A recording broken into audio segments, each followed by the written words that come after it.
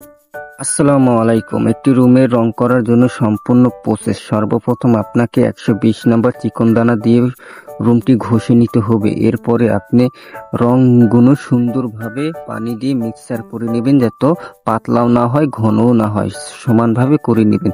এরপরে আপনার করতে হবে, সর্বপ্রথম আপনার যদি সিলিংয়ে রং করতে হবে, তবে সিলিংয়ে রং করার জন্য আপনার পুরো কমপ্লিট করতে হবে, মানে ফিনিশিং দেওয়া সম্পূর্ণ ক্লিয়ার করতে হবে, 2 পোস্ট কমপ্লিট করতে হবে। এরপরে আপনার ওয়ালে রং করতে হবে। আর সিলিং এ রং করার জন্য বলছি কেন, কারণ সিলিং এ রং করলে আপনার ওয়ালে 2-1টা ফোঁটা পড়তে পারে, সেটা থেকে আপনি বিরত থাকবেন। কারণ আপনার ওয়াল রং করার পরে সিলিং এর রংটা যদি আপনার 2-1টা ফোঁটা ওয়ালে পড়ে, সেটা ভালো দেখা যাবে না। এই জন্য বলছি আপনার সিলিংটা কমপ্লিট করার পরে ওয়ালগুনা ধরবেন।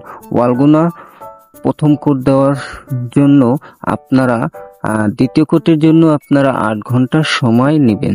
8 ঘন্টা সময় শুকাতে দিবেন। এরপরে ফিনিশিং কোড হিসেবে আপনারা 8 ঘন্টা পর শুরু করবেন, যাতে আপনার বিল্ডিংটা পরিপূর্ণ শুকনো হয়। এরপরে আপনার রঙের ফিনিশিংটা খুব দ্রুত ভালো লাগবে। আমাদের ভিডিও এই পর্যন্তই। আসসালামু আলাইকুম রহমতুল্লাহ।